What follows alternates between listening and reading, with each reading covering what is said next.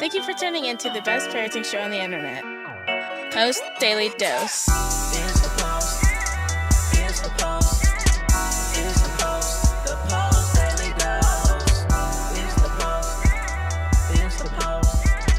It's the Post. The Post Daily Dose. It's the Post. It's the Post. Hey, Facebook family, welcome to another episode of Post Daily Dose with me, your trusted parenting advisor, faithful guide and servant on the healing journey. What's my name? Big Papa Bryan+Post. Hope everyone is doing fantastic on this amazing, tremendous, terrific Tuesday. It's a very rainy and gray Tuesday here in Crescent City, California. So I hope wherever you are, it is sunny and you're staying warm and it is not too cold. So today, I wanted to talk to you about this concept of children not having a conscience. And this is really important because a lot of times we will be encountering a child. Maybe your child breaks something, or maybe they hurt someone else, or maybe they steal something in a store, or do something that represents some level of stress, behavior issues. And then a lot of times, one of the first things that happens is adults will rush up on the child right in the midst of a stressful situation, and they'll say, well, how'd you feel about that? And don't you feel bad about that? And all of a sudden start kind of berating the child and trying to elicit this response of remorse. There's something about that response of remorse that it just makes adults,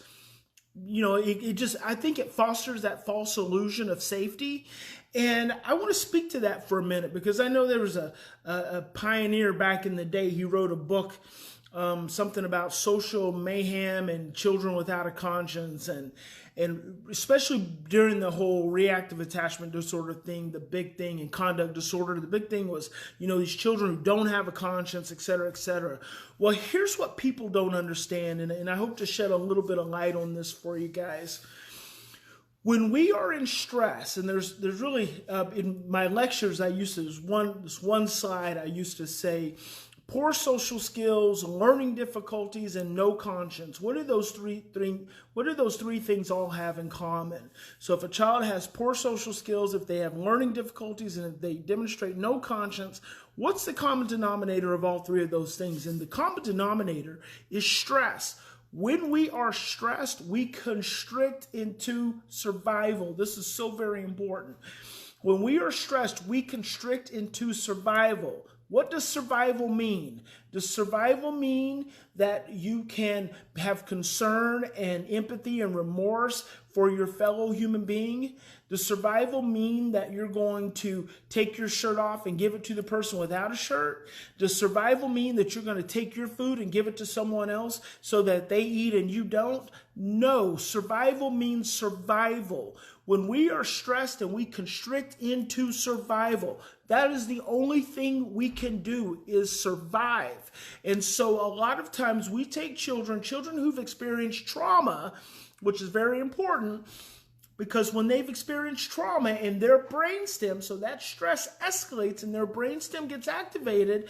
When that brainstem gets activated, all of the most traumatic events they've ever experienced come alive again and threaten their present being. And so survival is also attached to those trauma memories and those trauma experiences. Now, here's the thing.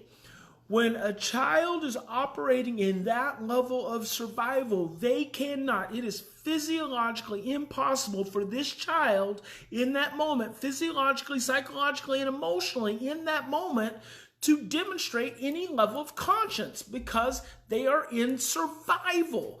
But here's the thing, you don't have to, but when you understand unequivocally that a child who's stressed out, who's potentially in survival, that they are scared, that they are perhaps fearful of their life, they're fearful of their home, they're fearful of their placement, they're fearful of getting sent away, that the best thing you can do is help that child to calm down first.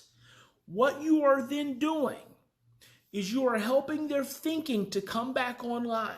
You're helping their short-term memory to come back. And when you can give them a little bit of space, a little bit of time, it's not going to be right there in that moment. It wouldn't be for any of us. If any of us did something really stressful and someone tries to come and get us to, like the last time as an adult, the last time you got mad at someone and maybe you yelled or maybe you threatened or maybe you did something, what if they had turned right around and said, now don't you feel bad for making me feel bad? Like you'd be like, screw you. No, I don't. Because you're still in survival in that moment. You have to give the person some time, give them some space. Give them an opportunity to feel less threatened. And after that happens, after you've created a little window of time, could be an hour, could be 2 hours, then what will happen is their thinking comes back online, their short-term memory comes activated, their cellular system, it stops moving, it moves from survival back into a more relaxed state, a more open state, a more thriving state, a state that is conducive to relationship. And when they move into that state that is conducive to relationship and their thinking processes come back online and their short-term memory becomes more active again, that's when you can talk to them. That's when you can talk to them and ask them how they feel about the way the situation went down.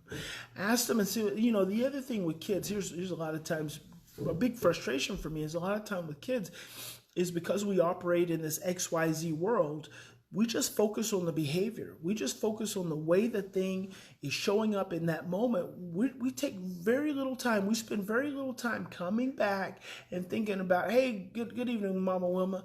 We spend very little time thinking about what led up to that situation. Situations don't just occur out of nowhere. And I tell this to people over and over and over again. There is no just unexpected, boom, this just happens. There's always a build-up to experiences, to outcomes, and that's called the process.